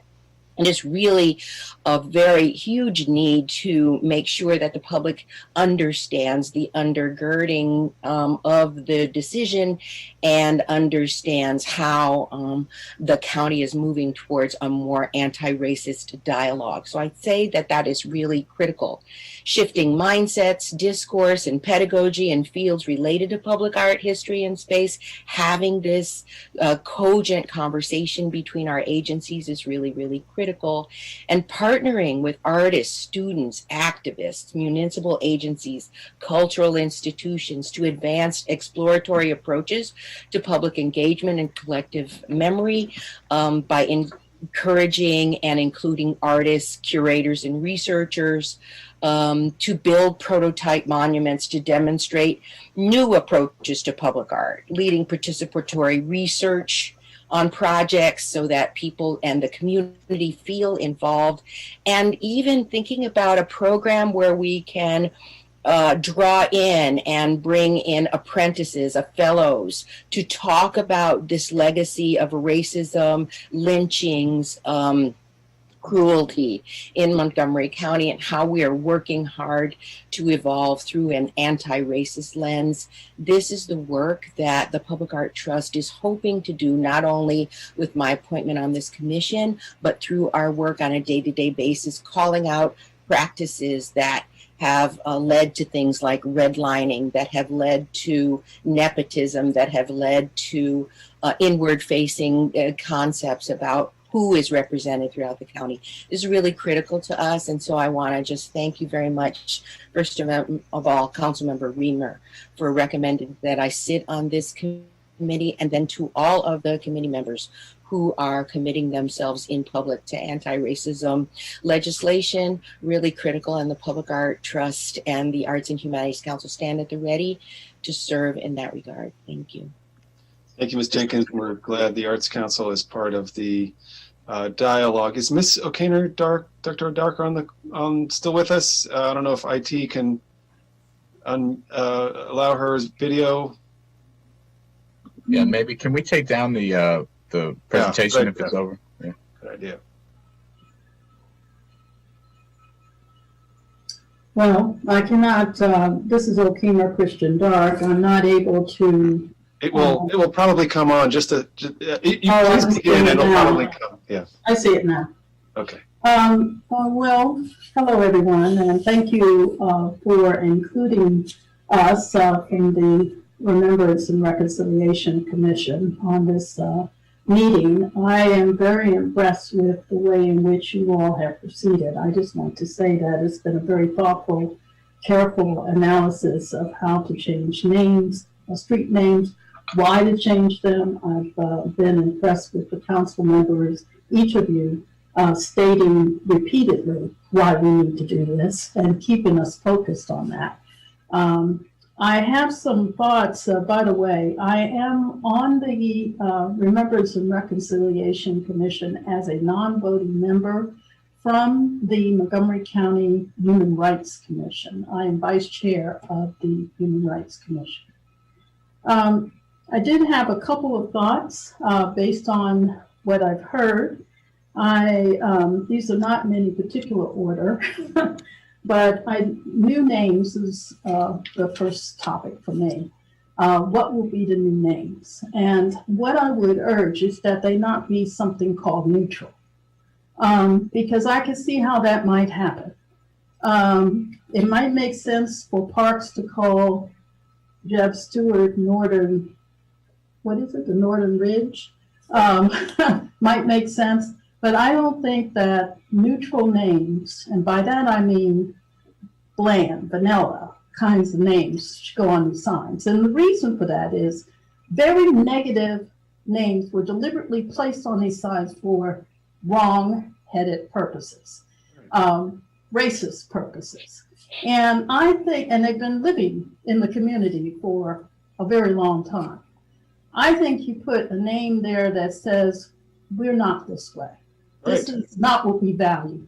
We put a name on there that the community, and by the way, I never know what we mean by community. That was another question I had. But let's say the people on the street and anyone who happens to visit say, that name was changed from X to Y because. So that there is a continuing discussion story that goes along with it, that we will not be silenced again and live with the racism that those signs and other street signs indicate. So I think that the new name matter is very important, and they need to go together, the removal and the placement and the community. And in this sense, to me, it's the broader community. It might be, it's more than people who live on the street, okay, need to be involved. I think your manual, you've got manuals for good reasons, fairness, consistency, so that you're deliberate and thoughtful about removing and placing new names. But your manuals need to contain this history that is being built today with this committee. So you won't have to create a database, or you won't have to create a history later when we're all someplace else, explaining why it was necessary to make the change and what considerations were taken into consideration. So I think that needs to be wherever these important decisions are constantly made. I think that who's next, I'm sure that the committee's record, it sounds like the planning committee's recommendation that you not continue to identify names on signs, street signs that need to be changed, but that you switch to facilities has got some good purpose. I'm not sure what it is. But I think that the hardest work lies ahead, and that's where your expertise will be needed most, because it won't be so easy to figure out some of these other names. The names of people, developers, who redline this county deliberately, whose names are on these signs, they need to be taken down.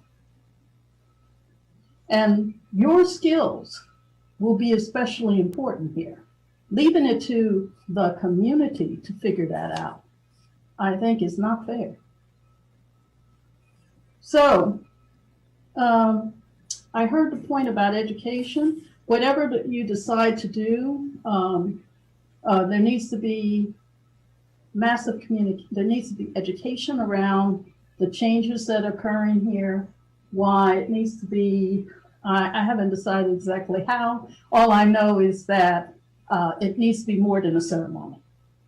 So those are my thoughts. Thank you so much. I'm so glad you're here today. That was such a good idea, and I think you've just moved this conversation. Please remain unmuted so we can, I'm sure many others will want to hear from you more. Those were really important comments that you made. First of all, I completely agree. And the same thought went through my mind when I saw the renaming as Northern Ridge.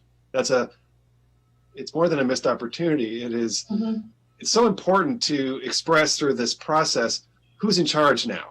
And I think that's what those symbols did, was they expressed who's in charge of the government and who decides who has power in the community.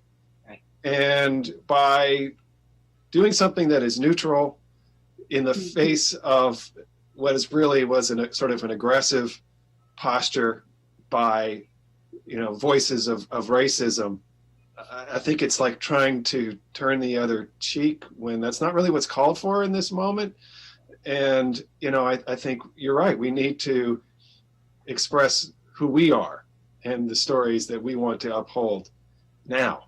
And as you said, let that be the full story, is that once it was, and then now it is something far different. It is not something nondescript. It is not something neutral. It is something that expresses a polar opposite set of values that this county strives to uphold. And so I agree with you. I think parks ought to reconsider that specific trail and certainly keep that in mind as we proceed with additional renamings. And then as for the really difficult question of what do we do with the hundreds of other potential associations, thank you for putting us on the spot there, because I don't yet know how we will tackle that. And we need to have a process so that comes back before us. And, I think partly the effort to focus on place names was it's an easier lift. We can quickly go through that and we can get that done. And this longer list of, potential associations requires some serious research to document and proceed with. And I think planning has told us that they would need some funding to do that. So I think we need a little bit more detail about what that is. And maybe there's a phase 2, that's less, that we can, anyway, I think we need to think about a phased way for this to remain before us. Maybe there's like an annual, review, and there's a manageable number of names that are handled, or maybe we just, knock it all out and appropriate enough money to research every single one of those and come back with a thorough report. Councilmember Friedson, Councilmember Jawando, if it's on this topic, I'm sure it is, and I see Susan Jenkins has a comment as well. So, Councilmember Jawando, if you think it's more appropriate now, or we can go to Susan. Yeah, I just have a quick thing on this. Just want to respond, and then definitely want to hear what Ms. Jenkins has to say. I'm really glad. Thank you, Mr. Chairman, for and all of us agreeing on my suggestion to bring the commission here. I think this is one of the reasons you were created, and you've already provided input that's important. I think the school board's action, what they did with Ebrook Lee, and renaming it to after Odessa Shannon, the first Black school board member, that was exactly what Councilmember Reamer was talking about, a kind of a complete 180. This is who we are and what we represent. So I would agree that, the good thing is we haven't done much in this context yet, so we still have opportunity. You just done one park trail, so I would agree with you that we should, reconsider that, but then also take the opportunity going forward to be to put forward a vision about who we are and who we want to honor and commemorate now. So I think it's a great point.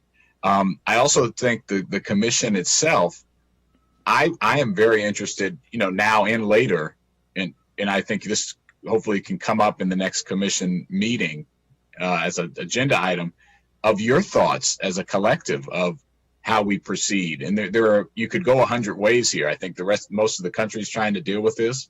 And I think that's one of the tasks of this commission. Again, we'll ultimately have to agree and decide on a process, but I would be very interested in hear, your input collectively and individually about how we move forward.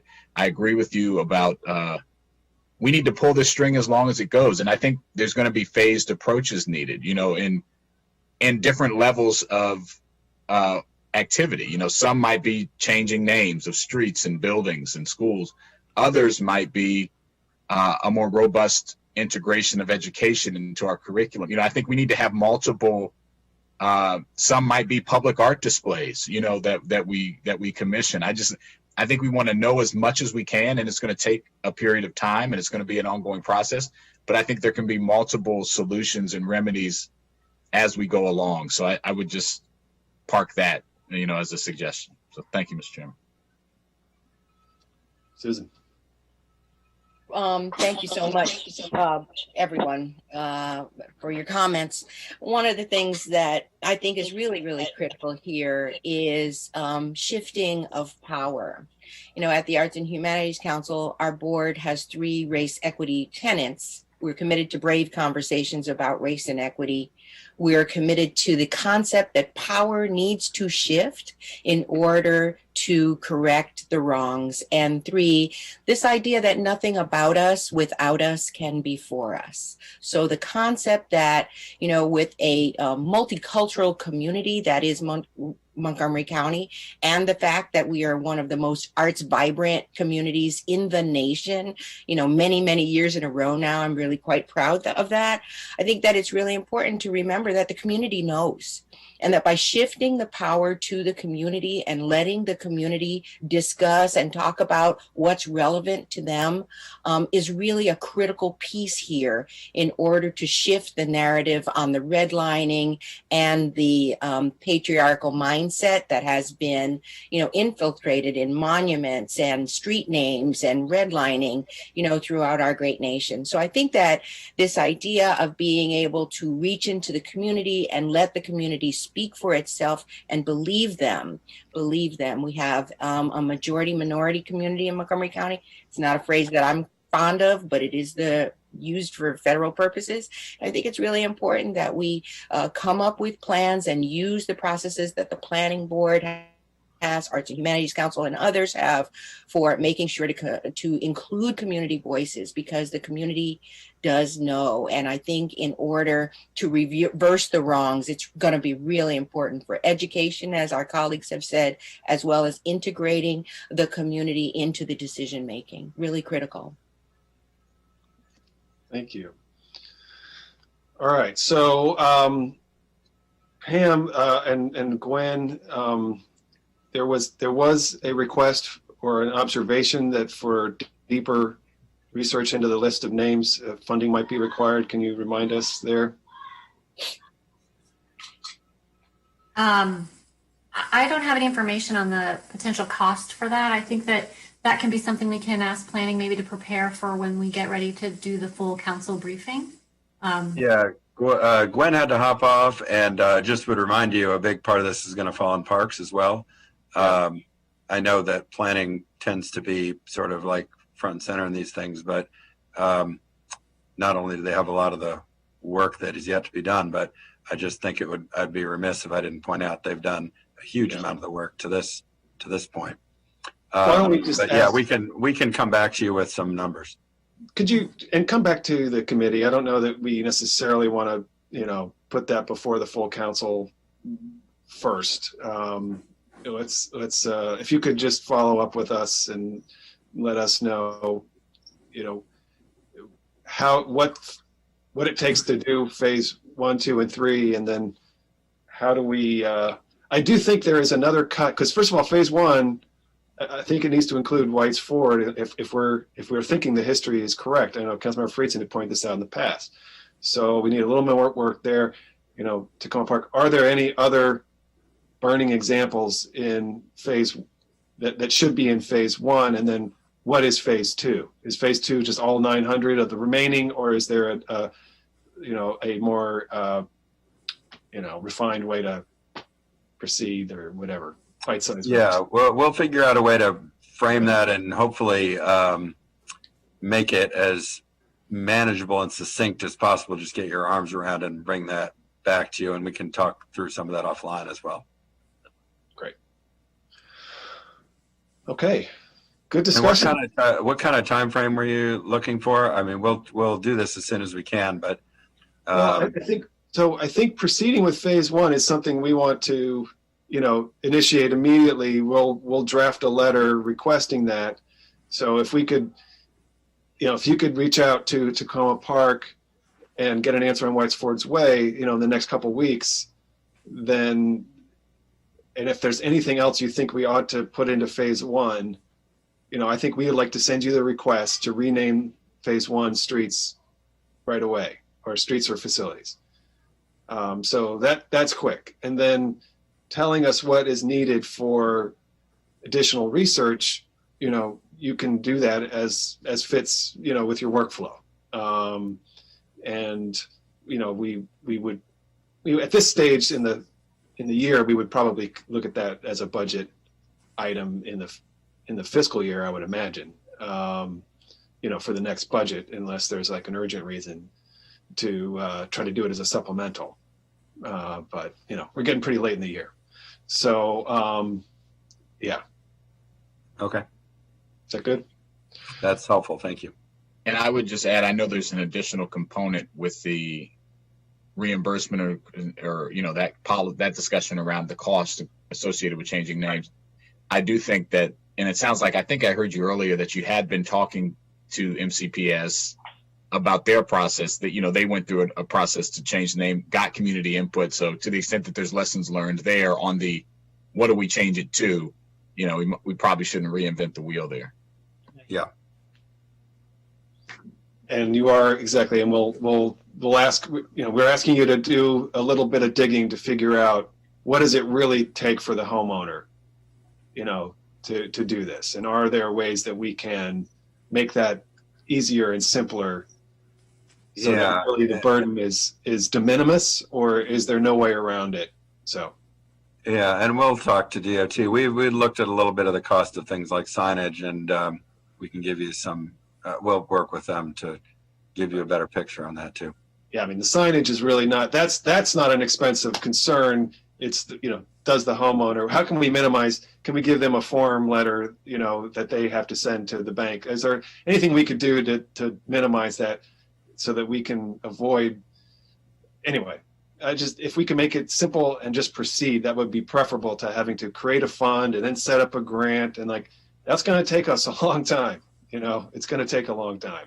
So anyway, if there's a way we can find out that we don't have to, then great. If we can't get around it and it's just what we have to do, then that's what we'll do. All right. Thank you, Andrew. Yeah, first of all, I appreciate the fact that we're moving forward on phase one. It's long overdue, not just since June 15th, but since 1964. But I think, you know, obviously there's a lot here. There's a lot to do. I think this is going to be the work of years and maybe, you know, a decade longer. But we got to start. And, you know, and so I'm comforted by the fact that we're actually starting with something tangible. And, you know, there is a significant amount of low-hanging fruit here that we can do now. I also think to Chair Reamer's point, you know, we should have a designated person, whether it's in planning or in county government, to help homeowners with this issue. It doesn't have to be their full-time job. I mean, we're not talking about, at least in phase one, a huge number of impacted residents, but I think we can bring the temperature down with a direct point of contact with specific information of what the process entails. We can have a to-do list of, you know, here's what your responsibilities are, here's how the process works.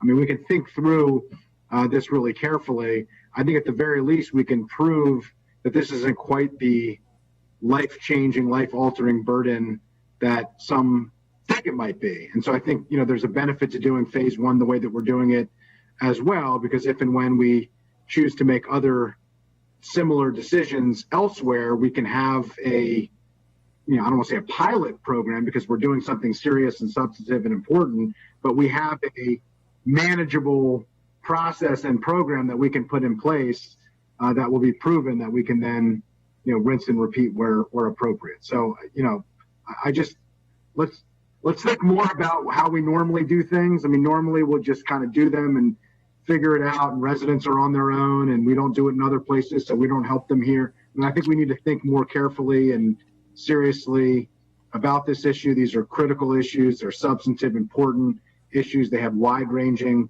ramifications. And as much as we can get everybody on the same page, bring everybody into the fold, make sure that everybody understands how, when, and based on what this process is going to unfold, I think it will serve everybody's interests and we'll be the better for it.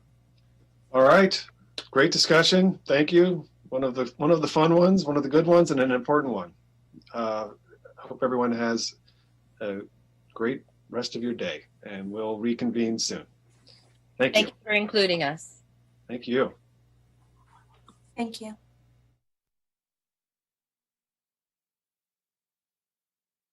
A lot of the nurseries that we have in the county are producing a variety of products for the residents. And so then on top of that, we have traditional ag, corn, wheat, and soybeans.